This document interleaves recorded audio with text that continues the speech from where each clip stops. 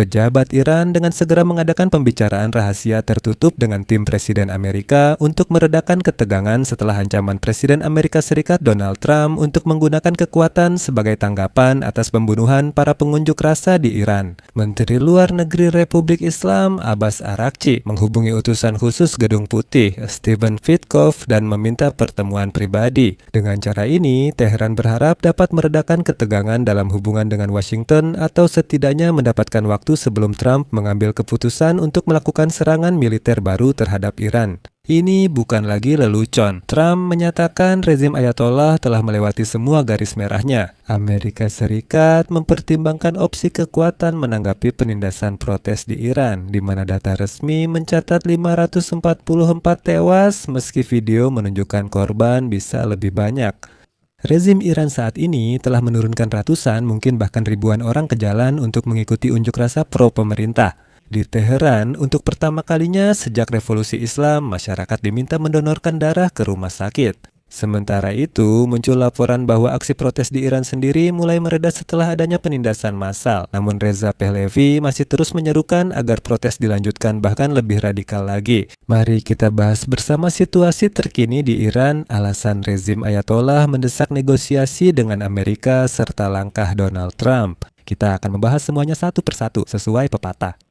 Saya Alexei Peci, mari bahas topik ini bersama, tapi sebelumnya saya ingin meminta sesuatu. Jika episode ini menarik dan bermanfaat bagi Anda dapat mendukung kerja saluran YouTube ini dengan donasi atau berlangganan sponsor berbayar melalui tautan dan detail yang tersedia. Di deskripsi video ini tertulis dengan jelas, dukung saluran Alexei Peci. Pilih format yang paling nyaman untuk Anda. Saya berterima kasih atas dukungan apapun, tapi lakukan setelah episode selesai. Jangan lupa berlangganan saluran Telegram saya, Peci News, tautan ada di deskripsi video ini. Jadi, saya akan mulai dengan laporan berita terbaru dari Iran. Saat ini, rezim Islam telah mengerahkan puluhan ribu personel keamanan dan pegawai negeri bersama keluarga mereka dan memaksa mereka untuk datang dan berkumpul di pusat-pusat kota untuk pelaksanaan.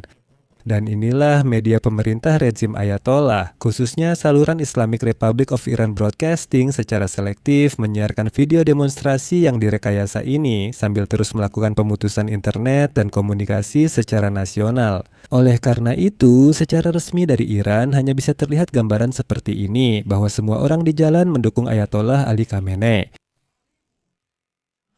Saya berkewajiban untuk pertama-tama menundukkan kepala saya dengan hormat di hadapan kesadaran sejarah ini, tanggung jawab ini, kemurahan hati dan kebesaran hati rakyat Iran, wawasan ini, pengampunan ini, keberanian ini, dan kasih sayang ini dari rakyat ini. Dan sebelumnya, saya berterima kasih dan bersyukur kehidupan bangsa-bangsa seperti itu dan rakyatnya. Ini adalah bagian dari kampanye perang psikologis yang terkoordinasi, yang bertujuan untuk melemahkan semangat masyarakat dan mencegah orang-orang bergabung dengan proses revolusi yang sedang berlangsung, terutama setelah tanggal 8 dan 9 Januari ketika, tanpa berlebihan, jutaan orang Iran ikut serta dalam protes nasional dan membebaskan seluruh wilayah dan kota dari kendali rezim. Menurut kantor berita Human Rights Activist News Agency, 2 minggu setelah protes nasional, lebih dari 10.600 orang telah ditangkap dan dikirim ke penjara. Coba bayangkan, lebih dari 10.000 orang di penjara. Secara resmi, protes terjadi di 585 lokasi di seluruh negeri, di 186 kota di 31 provinsi. Dan juga menurut Human Rights Activist News Agency, hingga hari Minggu, 544 orang telah tewas dan puluhan lainnya masih dalam proses peninjauan. Korban tewas meliputi 483 pengunjuk rasa, 47 aparat, 8 anak 5 orang yang kebetulan lewat, dan 1 jaksa. Tapi apa arti dari kalimat ini? Puluhan korban tewas lainnya masih dalam proses peninjauan, dan inilah bagian yang paling menakutkan. Di saluran Telegram saya, Peci News, kemarin saya mempublikasikan 2 video yang tidak boleh ditayangkan di YouTube, dan bagi yang sensitif juga sebaiknya tidak menontonnya. Dan video-video ini menunjukkan bagaimana di kamar mayat Teheran terdapat puluhan korban tewas yang belum teridentifikasi dan mereka belum dimasukkan ke dalam daftar korban resmi sampai keluarga mereka ditemukan, sehingga para korban ini masih dalam proses peninjauan. Namun demikian, setelah gelombang besar represi di Iran, terjadi stabilisasi relatif dan jumlah protes pun menurun. Dan di satu sisi, pemerintah mengerahkan aparat keamanan dan menurunkan unit militer Korps Pengawal Revolusi Islam ke jalan-jalan di beberapa kota. Di sisi lain, hal ini juga memengaruhi koordinasi dan keterkaitan aksi protes. Dan inilah pemadaman internet yang ternyata berhasil diorganisir dengan cukup baik oleh pemerintah Iran, termasuk entah bagaimana memutus sebagian besar jaringan Starlink. Sudah disebutkan bahwa Rusia dan Tiongkok membantu. Selain itu, rezim Iran dengan sangat cepat memenuhi jalanan dengan aksi kontraprotes yang mendukung pemerintah untuk memecah belah masyarakat biasa. Jika para demonstran turun ke jalan yang sama, maka beginilah jadinya. Demonstrasi besar-besaran yang mendukung Republik Islam berlangsung di Mashhad, Teheran, Isfahan, Zahedan, Hamedan, dan kota-kota besar lainnya. Pemerintah Iran mengklaim bahwa jutaan orang ikut serta dalam demonstrasi tersebut. Oposisi, seperti yang diduga, meragukan klaim itu.